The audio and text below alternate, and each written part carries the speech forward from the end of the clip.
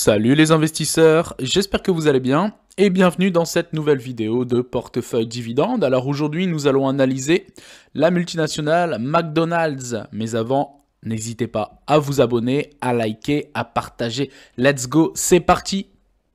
Donc au moment où je tourne la vidéo, le prix du cours de l'action McDonald's est de 294 $. Donc ici, on passe directement sur le graphique. Donc ici, je suis sur TradingView. Donc si vous voulez faire vos propres recherches, pour rechercher McDo, le ticker c'est MCD. Donc ici, nous sommes sur le graphique de McDonald's et je vais passer en mensuel. Donc vous voyez ici la croissance phénoménale de McDo depuis les années 1968 en termes de graphique. Donc on voit ici pendant quasiment plus de 20 ans, un long range. Et après, on part sur une folie concernant la croissance, puisque là, on voit un petit couac finalement, puisque quand on regarde à plus grande échelle, c'est vraiment quelque chose de tout petit. Donc ici, 2002, on va dire une perte de moins 50%, mais c'est quelque chose que finalement qui nous paraît vraiment tout petit à l'échelle depuis le début, donc ici la 68, et on voit sinon une croissance fulgurante. Donc McDo est classé dans le secteur des entreprises discrétionnaires, et on voit concrètement, donc ici vous voyez le Covid qui finalement a eu un impact, on va dire plutôt limite à moyen terme, à court terme. On est descendu très rapidement à moins 42% en termes de value. Et sinon, concrètement, ça fait moins 28%. Mais ça a été ravalé tout de suite pour repartir en croissance. Et vous voyez ici, donc, on est vraiment sur des plus hauts historiques concernant l'entreprise, puisqu'on est quasiment proche des 300 $, ce qui ne s'est jamais produit auparavant. Et donc, quand on voit ici le Covid, finalement, ça a eu un tout petit impact. Ensuite, à l'époque de la crise des subprimes, donc 2008, vous voyez, il s'est quasiment rien passé. Et en fait, ce genre d'entreprise, littéralement, permet de combattre l'inflation, permet également de stabiliser son portefeuille avec ce genre d'entreprise, puisque finalement, les entreprises discrétionnaires, d'autant plus que là, McDo, les gens mangent tous les jours. La consommation est quotidienne, on l'a vu également en période de Covid. McDo s'est très vite adapté concernant le lockdown. Et donc nous le verrons par la suite, son chiffre d'affaires avait légèrement baissé, mais finalement ce n'a pas été une entreprise qui s'est arrêtée comme ça du jour au lendemain, puisque la consommation a continué de tourner. Donc ici concernant la conclusion du graphique, croissance extraordinaire depuis plus de 20 ans. Le souci, en tout cas personnellement, c'est que c'est une entreprise qui est de très bonne qualité, top qualité. Nous verrons par la suite également avec le versement des dividendes. Mais là, nous sommes clairement sur des plus hauts historiques. On ne sait pas si ça va ralentir, si ça va chuter, si ça va continuer à augmenter, parce que finalement, il faut aussi prendre en compte la psychologie du marché. Et des fois, les marchés sont terriblement déraisonnables. En tout cas, moi, personnellement, sur une action comme McDo, avec un prix très haut, je ne suis pas acheteur. Mais c'est une entreprise, si vous n'avez pas en portefeuille, potentiellement à surveiller pour les mois ou années à venir. Alors ici, on continue avec l'analyse plus en profondeur des différents chiffres donc, de McDo. Donc le prix, comme on l'a vu, de 194 $. Le dividende annuel versé par McDo est de 6,08 $ et le rendement du coup actuel est de 2,07%. Donc c'est un petit rendement. Donc le rendement est calculé entre le dividende versé annuellement divisé par le cours de bourse actuel. Et donc comme le cours de bourse est quand même très haut, sur un plus haut historique, le rendement est quand même assez faible, 2%. Donc ici, concernant le average price recovery, il est de 7,4 jours. Ça veut dire qu'il faut à l'entreprise, on va dire 7 jours, entre 7 et 8 jours pour qu'elle retrouve son cours de bourse avant détachement du dividende. Donc c'est assez positif puisque c'est très rapide. Très positif également le payout ratio, que vous voyez ici, qui est de 50%. Ça veut dire qu'en fait, sur 100% des bénéfices générés par l'entreprise, McDo ne va prendre que 50% de ses bénéfices qu'elle va redistribuer aux actionnaires. Donc c'est un très bon pourcentage, plutôt conservateur. Donc ça veut dire que sur les années à venir, l'entreprise, premièrement, est très bien gérée et elle peut voir venir sur les futurs versements de dividendes. Et ça, c'est également très très positif. D'autant plus qu'avec son payout ratio plus ou moins conservateur, elle peut également prendre une partie de ses bénéfices pour pouvoir continuer son développement, des achats, acquisitions de différentes filiales, la recherche et développement également. Donc voilà, donc ça c'est quelque chose de très positif. On continue avec, tenez-vous bien, les versements de dividendes. Ceux-ci sont en augmentation constante et croissante depuis 46 années consécutives. Donc je pense que beaucoup d'entre vous n'étaient pas encore nés quand McDo a commencé la croissance exponentielle de ses dividendes. Et ça, c'est également quelque chose de très positif.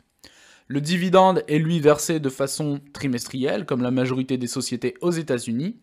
Et le secteur donc discrétionnaire, donc le rendement moyen du secteur discrétionnaire est de 1,89%.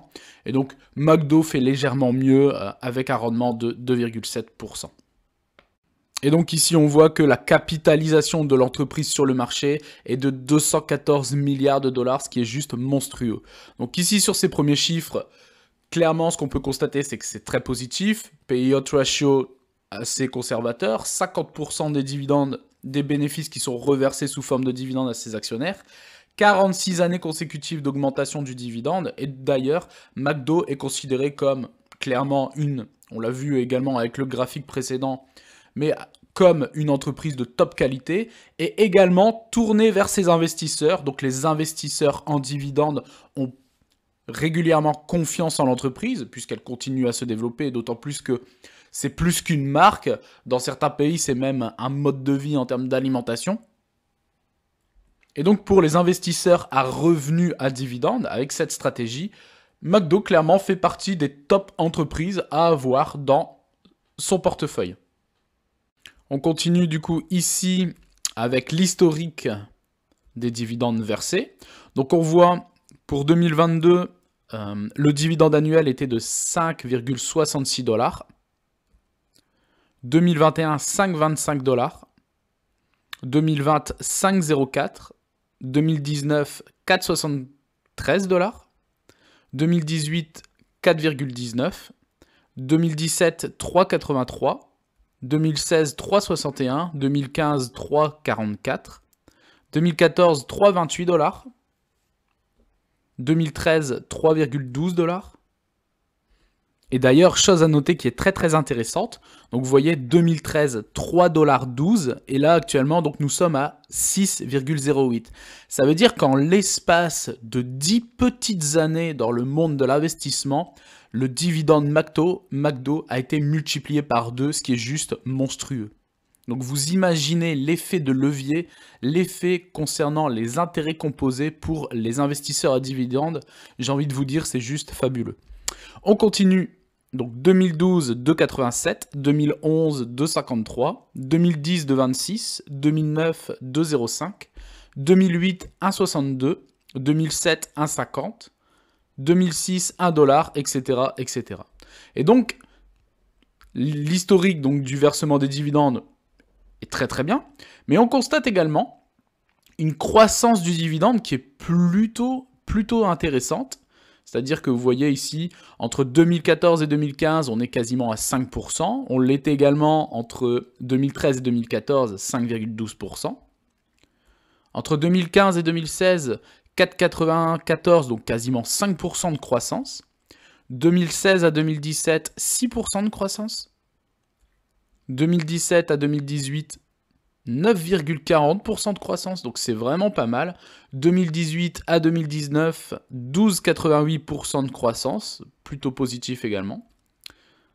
Donc là, la croissance est redivisée par 2, donc de 2019 à 2020, 6,55.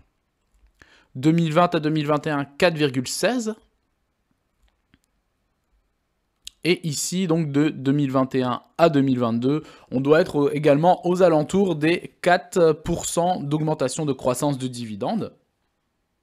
Et donc finalement, on constate que ce soit sur les 10 ou même 20 dernières années que la croissance du dividende est plutôt intéressante. Bon, elle était beaucoup plus importante il y a un peu plus de 10 ans en arrière, puisqu'on l'a vu, elle était quasiment aux alentours des 10-12% de croissance. Mais au fur et à mesure des années, elle a réussi à conserver une croissance plutôt importante. Et là, on doit se retrouver sur les 5 dernières années à peu près à 6% de croissance, ce qui est plutôt très intéressant également. Alors ici, je suis passé directement sur Morning pour voir davantage de données. Donc ici, mais vous voyez, donc la croissance, donc Morning calcule donc la croissance du dividende sur les 5 dernières années. La moyenne donc du rendement de la croissance est de 8% par an, ce qui est vraiment positif. Donc ici, on l'a vu, la capitalisation de 215 milliards. Et calculé également donc le ratio donc cours par rapport au bénéfice qui est quasiment de 31 fois 31,82, ce qui est assez énorme hein, finalement. Et c'est pour ça, en regardant ça plus le graphique, on se dit, est-ce que McDo est vraiment à sa juste valeur? Je pense que l'entreprise est assez surévaluée par contre. Et donc les bénéfices par action sont de plus fois 9,24 $. Donc ici on voit le prix sur les 10 dernières années, donc comme on l'a vu sur le graphique de TradingView, donc une croissance exponentielle. Chose intéressante également, donc la comparaison des performances de McDo, donc par rapport aux différents secteurs, donc c'est-à-dire discrétionnaires et aux différents indices. Donc McDo, le retour sur un an est de plus 31%, alors que le Nasdaq est lui de seulement plus 8% et le S&P seulement plus 2%. Et également, le secteur discrétionnaire ne fait que plus 10%. Donc clairement, sur une année, McDo est beaucoup plus élevé en termes de rendement et de performance que les deux indices, plus le secteur discrétionnaire en lui-même. Et sur les 5 dernières années, McDo, tenez-vous bien, c'est plus 105% de performance, alors que, j'ai envie de vous dire, le Nasdaq est lui de seulement plus 94%, ce qui est tout bonnement énorme, hein, et le S&P 500, plus 52%. Donc ça veut dire que McDo fait mieux que le Nasdaq et le S&P, et fait également mieux que le secteur discrétionnaire dans sa globalité, puisque le secteur discrétionnaire sur les 5 dernières années ne fait que plus 68%. Donc clairement, on constate qu'en termes de chiffres, de croissance, de performance, McDo sur les 5 dernières années est une entreprise de très très bonne qualité. Et donc ici, ce que j'aime bien analyser et voir surtout en termes de graphique, puisqu'on a vu les chiffres, mais souvent ça ne donne pas un point de vue réel, puisqu'il n'y a pas les graphiques sur dividende.com. Et là, c'est ce que j'aime bien sur Morning, l'historique du dividende avec le graphe. Et on voit la croissance également exponentielle finalement du versement des dividendes. Et d'ailleurs, c'est ce que recherche tout investisseur avec une stratégie de dividende, c'est-à-dire une certaine stabilité, une croissance et également une certaine sécurité concernant le versement des dividendes. Et je pense que McDo fait clairement partie de ces entreprises où, si vous investissez dessus, vous pouvez, entre guillemets, dormir sur vos deux oreilles. Et c'est ce que je trouve personnellement édifiant, c'est que ce genre d'entreprise, en fait, vous n'avez quasiment pas de stress à avoir. Puisque quand on entend sur Internet le trading, etc. Là, vous êtes vraiment dans la tranquillité absolue avec ce genre d'entreprise. Alors ici, je suis donc sur Yahoo Finance pour continuer à analyser donc McDo. Donc alors ici, on descend pour voir les différents éléments financiers depuis 2019. Alors, donc concernant le chiffre d'affaires, donc en termes de recettes, donc en termes de chiffre d'affaires en 2019, McDo a généré 21,36 milliards de dollars de chiffre d'affaires pour un bénéfice de 6 milliards. Donc on voit ici quand même une légère baisse en 2020, surtout liée au Covid, mais finalement McDo s'est très très vite adapté à la période Covid.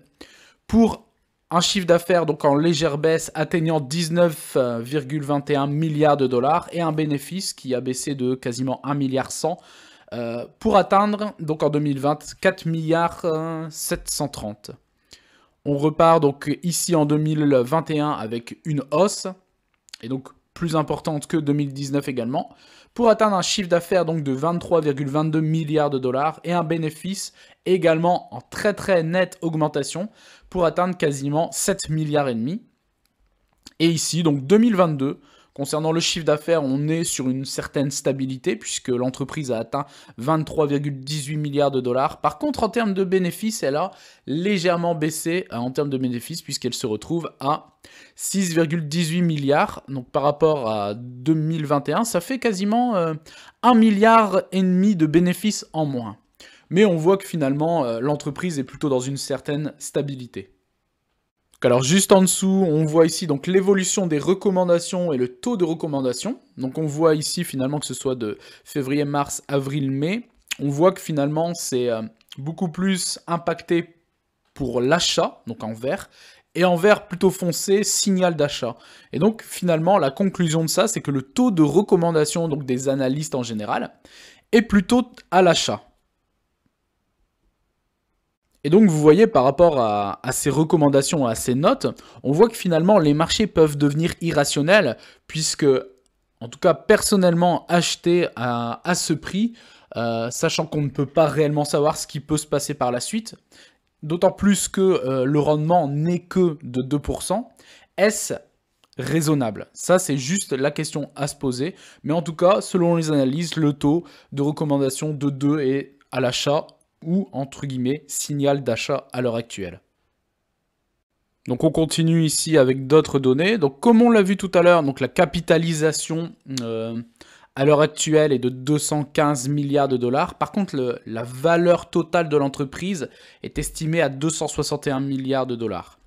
Et donc, chose à prendre en compte, la valeur de l'entreprise, qui est donc de 261 milliards, divisée par le chiffre d'affaires, cela fait 11,17. Ça veut dire que la valeur, c'est le chiffre d'affaires fois 11 en termes de ratio, ce qui est tout bonnement très très important. Et ici, donc la valeur de l'entreprise, donc toujours 261 milliards, divisé par le EBITDA, et donc le EBITDA, c'est l'excédent brut d'exploitation. C'est pareil, c'est un ratio qui est assez important puisqu'il est de 25,70. Alors ici, concernant la rentabilité de l'entreprise, concernant la marge bénéficiaire, on est aux alentours des 29,36%, donc quasiment 30% de marge. Et la marge d'exploitation sur une année entière, c'est-à-dire sur l'année 2022, est de 45,41%. Donc ici, dans le compte de résultat, les revenus par action est établi à l'ordre de 31,92 $ par action. La croissance du dividende... la croissance trimestrielle du chiffre d'affaires est estimée sur les 12 derniers mois, donc sur l'année 2022, est estimée à 4,10%. Et chose intéressante, le bénéfice brut, donc toujours sur l'année dernière, donc 2022, est estimé à 13,21 milliards. Et le bénéfice net disponible et distribuable par l'entreprise, donc en termes de cash disponible pour l'entreprise, est lui de 6,88 milliards.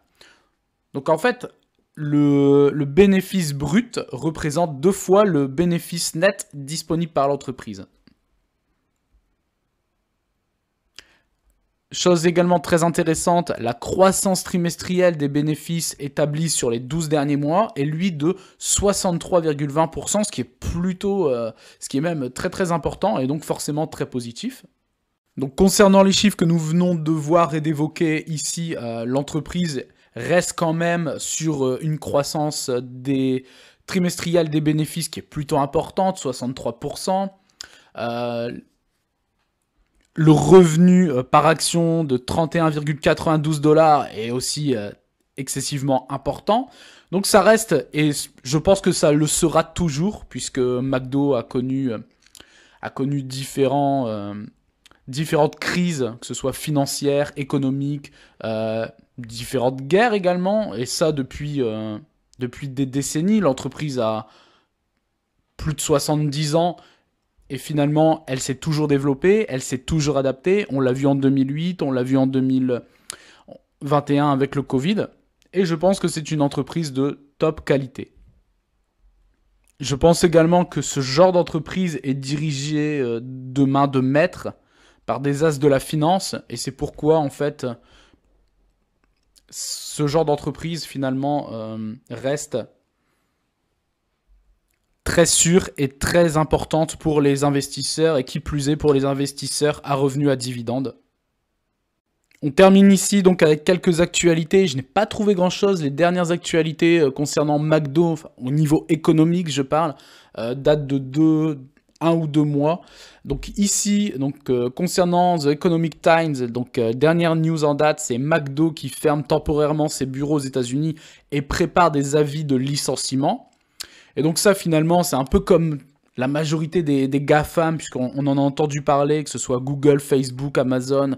Depuis quelques mois, ils étaient en restructuration, entre guillemets, avec des plans de licenciement, concrètement.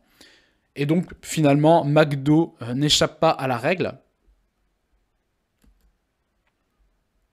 Ici, donc, vous voyez, toujours, McDo prévoit des suppressions d'emplois et une restructuration de l'entreprise. Donc, en termes d'actualité, c'est ce qui ressort finalement le plus. Chose également à noter, j'avais vu un article sur justement McDo qui avait ouvert un premier restaurant McDo aux États-Unis. Donc, je ne sais plus si c'était au Texas, dans un état aux États-Unis où en gros il n'y avait aucun employé, tout était géré en automatisation, donc par des machines et forcément par la suite par de l'AI, donc de l'intelligence artificielle. Donc forcément l'entreprise va y venir également. Plus de croissance, plus de disponibilité, plus de rentabilité également. En tout cas, McDo, pour conclure, est une entreprise de top qualité, versant des dividendes depuis 46-47 années consécutives. Ce que recherche finalement tout bon investisseur à revenus à dividendes. Donc voilà, j'espère que cette vidéo vous aura plu. N'hésitez pas à vous abonner, à liker, à partager. Et je vous dis à très bientôt pour une prochaine vidéo. Ciao!